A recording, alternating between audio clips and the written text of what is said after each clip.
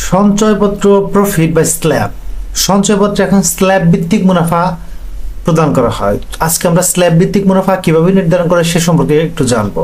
৪৫ লক্ষ টাকার পরিবার সঞ্চয়পত্র কিনলে মুনাফা একই হারে হবে না।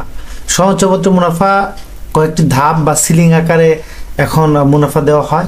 বর্তমানে সঞ্চয়পত্রে প্রদানের স্ল্যাব বা ধাপগুলো হলো, প্রথম স্ল্যাব হচ্ছে আপনার ১ লক্ষ টাকা থেকে ১৫ লক্ষ টাকা পর্যন্ত, মানে ১ টাকা থেকে ১৫ লক্ষ টাকা পর্যন্ত। দ্বিতীয় স্ল্যাব হচ্ছে ১৫ লক্ষ ১ টাকা থেকে ৩০ লক্ষ টাকা পর্যন্ত, এবং তৃতীয় স্ল্যাব ৩০ লক্ষ ১ টাকা থেকে তদূর্ধ্ব, সেটি ৫০ লক্ষ টাকা পর্যন্তই হোক অথবা ১ কোটি টাকা পর্যন্তই হোক।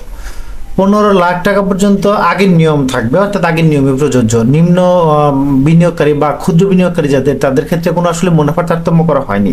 অনেকেই জানতে চান যে ১৫ লাখের বেশি কিনলে সম্পূর্ণ টাকার রেট কমে যাবে কিনা। না, সম্পূর্ণ টাকার রেট কমে যাবে না। আপনি ১৫ লক্ষ টাকার উপরে যা কিনবেন সেটুকু রেট কমবে, ঠিক একইভাবে ৩০ লক্ষ টাকার উপরে যা কিনবেন সেগুলো রেট আরও কমবে। আগের কেনা যতগুলো কেনা আছে সেগুলো আগের রেটেই পাবেন, সেটি কিন্তু সরকার ওই সময়ই সেটি বলে দিয়েছে। নতুন যারা কিনবেন তাদের রেটটাই মূলত পরিবর্তিত হবে, কিন্তু আগে যারা কেনা, যাদের কেনা আছে সেটি ২০২১ সালের আগে যাদের কেনা আছে তারা তাদের সে আগের রেটই প্রযোজ্য হবে। যেমন আমরা উদাহরণ হিসেবে একটু বলতে পারি, যেমন ধরেন আমার ১৫ লক্ষ টাকা পরিবার সঞ্চয়পত্র কেনা আছে, নতুন নিয়মে আরো ৪ লাখ টাকা কিনলে কিভাবে কি পাবো।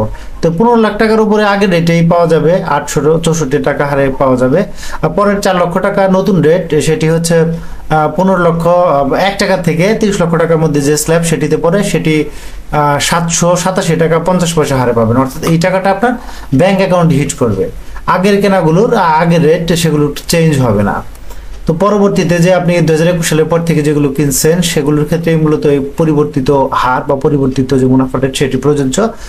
মুনাফা আসলে যেভাবে নির্ধারিত হয় সেগুলোই আজকে আমরা একটু ক্লিয়ার হয়ে দেখব। একক বিনিয়োগে ১৫ লক্ষ টাকার উপর মুনাফা একটি হারে হবে, এবং ১৫ লক্ষ টাকার উপরে যতটুকু হবে সেই অংশটুকুর উপরে আলাদা রেট প্রযোজ্য হবে। ধরি রহিমা ৪৫ লক্ষ টাকার পরিবার সঞ্চয়পত্র ক্রয় করেছে, তবে তার মাসিক মুনাফা কিভাবে নির্ধারিত হবে?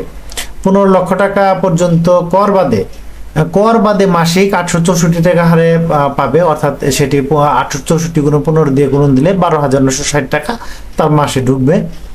অবশিষ্ট ১৫ লক্ষ টাকা, অবশিষ্ট যে ৩০ লক্ষ টাকা রয়ে গেল, সেই ৩০ লক্ষ টাকা থেকে, অর্থাৎ ১৫ লক্ষ ১ টাকা থেকে আপনার ৩০ লক্ষ টাকা পর্যন্ত ৭৮৭ টাকা ৫০ পয়সা হারে পাবে, অর্থাৎ ১৫ গুণন ৭৮৭.৫০, ১১,৮১২ টাকা। তার মানে ওইখানে ১৫ লক্ষ টাকার উপরে ১২,৯৬০ টাকা পেল, এবং পরবর্তী ১৫ লক্ষ টাকার উপরে ১১,৮১৫ টাকা, ১১,৮১২ টাকা ৫০ পয়সা পেল, এবং অবশিষ্ট যে 15 লক্ষ টাকা তার উপর ৭১২ টাকা হারে পাবে। ৭১২ টাকা, তাহলে ১৫ গুণন ৭১২ টাকা ৫০ পয়সা, তো এখানে ১০,৬67 টাকা ৮৭ টাকা ৫০ পয়সা। তার মানে আমরা তিনটা রেট পেলাম, একটা হচ্ছে ৮৬৪ টাকা হারে, একটা হচ্ছে ৭৮৭ টাকা ৫০ পয়সা হারে, আর একটা হচ্ছে ৭১২ টাকা ৫০ পয়সা হারে। অ্যামাউন্টগুলো যদি দেখি, একটি টাকা ঢুকলো ১২,৯৬০ টাকা, তার বেশি বিনিয়োগ করার ফলে ১১,৮১২ টাকা, আরও বেশি বিনিয়োগ করার ফলে ১০,৬87 টাকা ৫০ পয়সা। তাহলে ৪৫ লক্ষ টাকা বিনিয়োগের জন্য রহিমা প্রতি মাসে এই যে মোট টাকাগুলো আছে ১২,৯৬০ যোগ ১১,৮১২ টাকা ৫০ পয়সা যোগ ১০,৬87 টাকা ৫০ পয়সা, টোটাল ৩৫,৪৬০ টাকা মাসিক মুনাফা পাবেন। অর্থাৎ ৪৫ লক্ষ টাকা কেউ বিনিয়োগ করলে সে মাসে ৩৫,৪৬০ টাকা বিনিয়োগ পাবে, অর্থাৎ মুনাফা পাবে। ঠিক হচ্ছে পরিবার সঞ্চয়পত্রের ক্ষেত্রে। মহিলাদের ক্ষেত্রে, পুরুষদের ক্ষেত্রে কিন্তু রেটটা আরেকটু কম। পুরুষদের ক্ষেত্রে ভিন্ন রেট, সেটা আমরা কিন্তু জানি যে পুরুষদের ক্ষেত্রে পরিবার সঞ্চয়পত্র কেনা যারা কিন্তু হয় ৩ মাস অন্তর মুনাফা ভিত্তিক সঞ্চয়পত্র। সেখানে কিন্তু আমরা জানি প্রতি ৩ মাস অন্তর মুনাফা বৃদ্ধির সাথে সাথে টাকার পরিমাণও কমবে। যখন আপনি বেশি বিনিয়োগ করবেন, ধরুন আপনি ৩০ লক্ষ টাকা বিনিয়োগ করেছেন, তাহলে এখানে কিন্তু আপনি প্রথম যে ১৫ লক্ষ টাকা সেখানে কিন্তু পাবেন আপনি প্রথম ১৫ লক্ষ টাকার উপরে মূলত ২৪৮৪ টাকা, আর দ্বিতীয় ১৫ লক্ষ টাকার উপরে পাবেন আপনি প্রতি ৩ মাস পর ২২৫০ টাকা।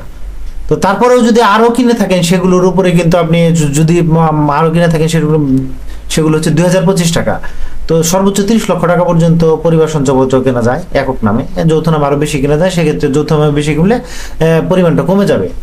তো এটি হচ্ছে নিয়ম। আর সঞ্চয়পত্র কিনতে সাধারণত যে রেট যে সমস্ত কাগজপত্র লাগে, প্রথমত সঞ্চয়পত্র ক্রয়ের যে এক পাতার ফর্ম আছে সেটি পূরণ করতে হবে, ক্রেতার 2 কপি পাসপোর্ট সাইজের ছবি, ক্রেতার জাতীয় পরিচয়পত্রের ফটোকপি, ক্রেতার ইটিন সার্টিফিকেট লাগবে 2 লক্ষ টাকার বেশি হলে, আর তার বেশি হলে 5 লক্ষ টাকার বেশি হলে সেক্ষেত্রে রিটার্ন দাখিলের কপি লাগবে। এমআইসি আর চেক বইয়ের যে চেকের মাধ্যমে আর কি টাকা পরিশোধ করবেন সেই চেক লাগবে, 1 লক্ষ টাকা বেশি হলে চেকের মাধ্যমে পরিশোধ করতে হয়। নমিনি হচ্ছে 2 কপি পাসপোর্ট সাইজের ছবি এবং জাতীয় পরিচয়পত্রের ফটোকপি নমিনিরও লাগবে। নমিনি যদি নাবালক হয় তাহলে নমিনি জন্ম নিবন্ধন লাগবে, ও একজন প্রত্যয়নকারী লাগবে, প্রত্যয়নকারীর জাতীয় পরিচয়পত্রের ফটোকপি লাগবে। পেনশনের সঞ্চয়পত্র ইস্যুর জন্য ক্রেতার পেনশন বই এর ফটোকপি এবং প্রাপ্ত আনুতোষিক এবং ভবিষ্যৎ তহবিলের যে মঞ্জুরিপত্র সেটি লাগবে।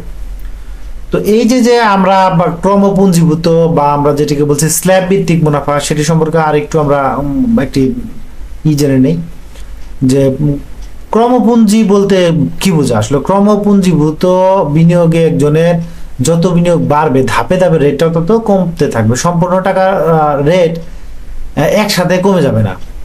যেমন ধরি পরিবার সঞ্চয়পত্রের ক্ষেত্রে আপনার ট্যাক্স কর্তনের পর 10% বাদে এটি ধরা হয়েছে মূলত। প্রথম 15 লক্ষ টাকার উপরে 864 টাকা, পরবর্তী 15 লক্ষ টাকার উপরে একটু আগে আমরা বলেছি 787 টাকা 50 পয়সা। ঠিক এভাবে পরবর্তী যে হবে আপনার 15 লক্ষ টাকা থাকবে সেখানে 712 টাকা 50 পয়সা। এভাবেই কিন্তু আসলে নির্ধারিত হবে।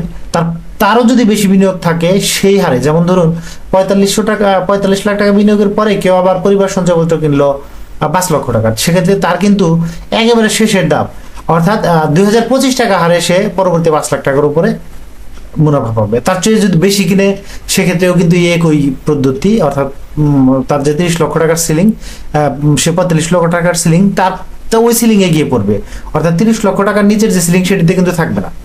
তো এটি মূলত জানানো ছিল যে একক নামে 50 লক্ষ টাকা আপনি বিনিয়োগ করতে পারবেন, আর যৌথ নামে 1 কোটি টাকা পর্যন্ত। তার পেনশনারগণ একক নামেই আপনার সমন্বিতভাবে সে 1 কোটি টাকার বিনিয়োগ করতে পারবে। এই সংক্রান্ত যদি আরো কিছু জানার থাকে তাহলে আপনি ভিডিও কমেন্ট সেকশনে কমেন্ট করুন।